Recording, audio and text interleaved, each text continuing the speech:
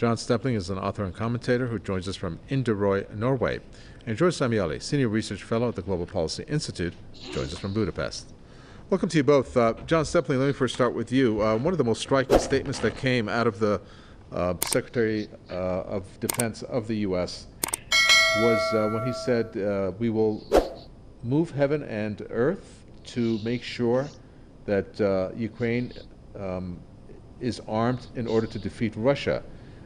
More and more we're seeing how the U.S. is not really even talking about the humanitarian aspect of this war, but the military aspect. What do you think of the statements there by Lloyd Austin? Well, they're not surprising. I mean, the U.S. is not interested in peace. They are squashing any attempts at peace negotiations. They are inflaming the conflict. But this is part of a plan by the U.S. and NATO, which is a sort of U.S. proxy, going back all the way to probably the late 90s, certainly to the Orange Revolution, and then into the coup in 2014 that the U.S. orchestrated. You can look at the U.S. Fomenting this dismantling of the former Yugoslavia. That was a kind of trial balloon for the expansion of NATO. The U.S. had given its word. James Baker, George Bush the first, given their word to the Russians that there would be no eastward expansion of NATO, and they lied, and they began expanding eastward almost immediately. But there's an economic element to this as well. The U.S. is looking to ultimately, orchestrate some kind of coup d'état in Moscow, replace Putin with somebody that. And break up the country, I guess, into, this is Victoria Nuland and the people at the Rand Corporation and all of these think tanks. The IMF is instrumental in these kinds of projects. And when they chased the Russian-friendly president out, Yanukovych, and replaced him with Poroshenko and the people that came after Poroshenko, now Zelensky, the IMF was very happy, because these are guys that are interested in welcoming Western capital in, implementing the reforms that Victoria Nuland described as so essential, like cutting wages and subsidies for gas and so forth. Countries that have refused that, Bolivia and Yemen, for example, suffered coup d'etats as well. So the U.S. doesn't care that this Ukrainian right-wing regime is heavily infected with neo-Nazis. They're not even neo, just Nazis, fascists, Hitler-loving, racist, and swastika wearing. They don't care. These are people that are helping them with this grand plan in their minds of regime change in Moscow. You have to remember, the U.S. interfered in Yeltsin's election in '96 in Russia. They interfered directly in the coup in 2014 in Ukraine. They have been shipping billions of dollars of weapons to Ukraine since 2014, and probably before that. They have sent U.S. military in to train Ukrainian soldiers, including the Azov battalion in the right sector, the far right nationalist fascists. They've been doing this for years, and the truth is there are U.S. soldiers on the ground in Ukraine right now. It's a de facto war already. Uh-huh. Ukraine is being treated as a de facto member of NATO already. So, of course, Russia is going to respond. And just as a final thought, the people of Donbass think Putin stopped a war.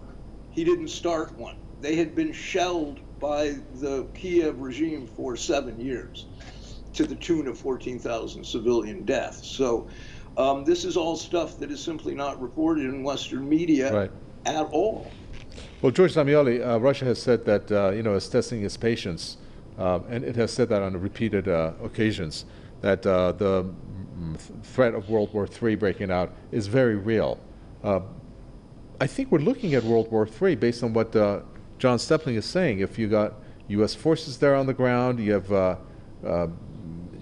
the UK encouraging countries to actually attack positions inside or target positions inside Russia. Isn't that a kind of World War III? Well, I think so, and I think we're obviously heading toward an open military conflict between Russia and NATO. I don't think it can be avoided now. I mean, a few months ago, we might have, well, a month or so ago, we might have said, well, cooler heads will prevail, there'll be sensible ways to de-escalate, but it's not happening. And Russia keeps issuing these warnings, and the NATO countries are just simply escalating their involvement in Ukraine. Russia can't now back down. I think Russia has now issued very, very clear red lines. It's obvious that the next step, that they're going to start hitting military command and control centers in Kiev. And what the Russians have said, and what Zaharov has said, was that we know that there are clearly NATO advisors in those command and control centers, and that they are likely to get killed during these Russian strikes.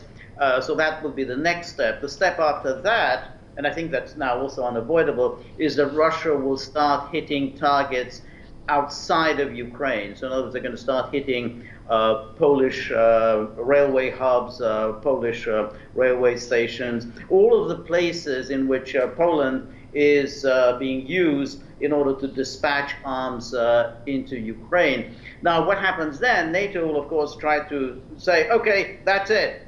Russia has now attacked a NATO member state. Article 5 must go into operation, and all for one, one for all 30 members must now consider themselves at war with Russia.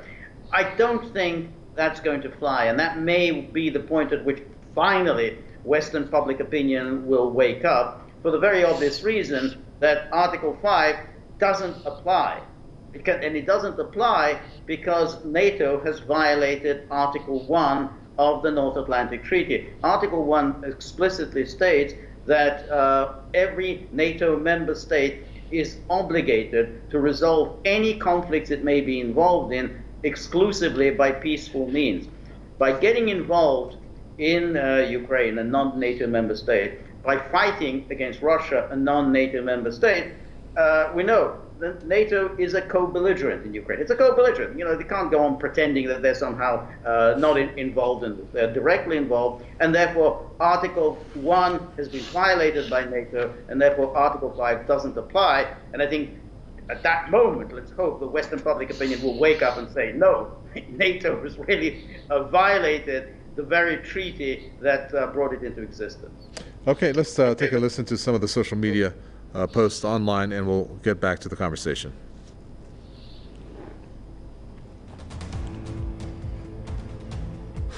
First post: I must live in an alternate universe. The West is pumping heavy weapons into Ukraine, but it is Russia that is threatening the West.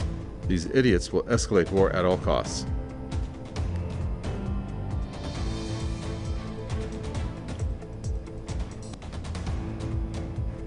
The USA was at war with Cuba in the 60s because Fidel was pro-Soviet Union. The West even murdered Patrice Lumumba in cold blood because he turned to Soviet Union for assistance against Congo crisis.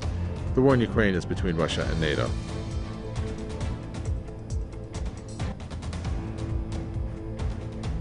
On our final post: we should not be supporting or contributing to this US-led proxy war at all.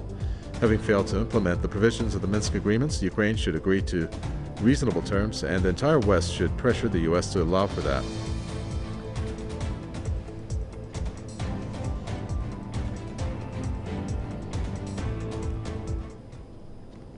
Some of the online posts. What's incredible, John Stepling, is the fact that the U.S. is leading the NATO members, the European countries, into the point of view that, you know, if you don't act and provide, for example, arms to Ukraine or act against Russia, that you could be next. And it seems like these countries are falling for that. But yet Russia doesn't have any sort of intentions of that nature, does it? No, no, of course not. And I think we have to look at the role that Western media has played, the propaganda, the massive, just stunning amount of propaganda that is bombarding the populace of the West 24/7. Just amazing levels of Russophobia, anti-Putin stuff. This has gone on for years, of course. I mean, part of the reflexive reaction, part of the reason this propaganda has been so successful recently in the West is that people have been subjected to this bombardment for a decade. This anti-Putin stuff is in Hollywood movies. It's on, MSNBC. Russians are accused of interfering in U.S. elections when it's the opposite. But all of this propaganda has been going on for years. So you get the feeling when you listen to the leaders of NATO countries in the EU that they hate Putin to such a degree, that he is the new Hitler, and there is this kind of outsized, irrational hatred of Putin and Russia among the leadership of the EU, that they fear this or hate it more than they fear and hate the idea of nuclear war.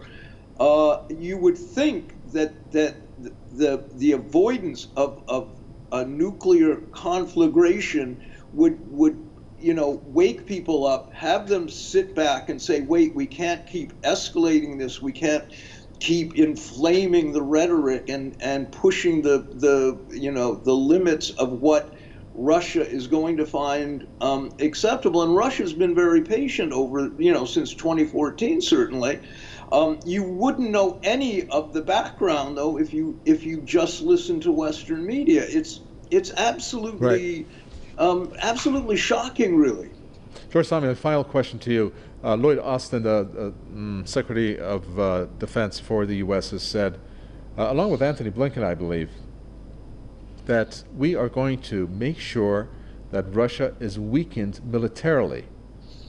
That is the purpose. So they've come out right out and said that. Now, at what point are they talking about when they say that Russia has to be weakened militarily? To what point does that have to be? That's a very good question. Of course, when you set an objective that is as vague as that, basically we have no idea what that means.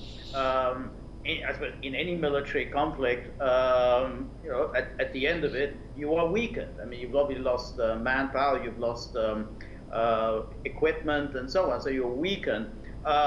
But what Lloyd Austin said was that, so that Russia would never be able to do this again. Well, I don't know. I mean, if NATO continues with its project of expansion, and it doesn't look like it's abandoning. I mean, there's now the talk of Sweden and Finland. They're talking again about, Ukraine can reapply for entry. It doesn't look like NATO has learned its lesson, in which case we're going to be here again. So it's not an objective that makes very much sense. But I think what is really important about his statement is that he's explicitly making clear that he really doesn't care about the Ukrainians or anything at all about the humanitarian situation or anything like that. He's just going to use Ukraine in order to fight Russia. Well, that makes the United States a direct combatant. And therefore, any attempt to suggest that, we're kind of outside of it and the war has nothing to do with us, we're sort of neutral and we're sort of disinterested observers, all that is just hooey. Basically, America has essentially said, we are at war with Russia, and that means what it says, and therefore that Russia is entitled to target whatever is outside of Ukraine, and which clearly threatens Russian security and obviously Russian personnel. Thank you for that. George Samioli, Senior Research Fellow at Global Policy Institute. John Stepling, a pleasure. Author and commentator there from Inderøy, Norway. And with that, we come to an end for this news review.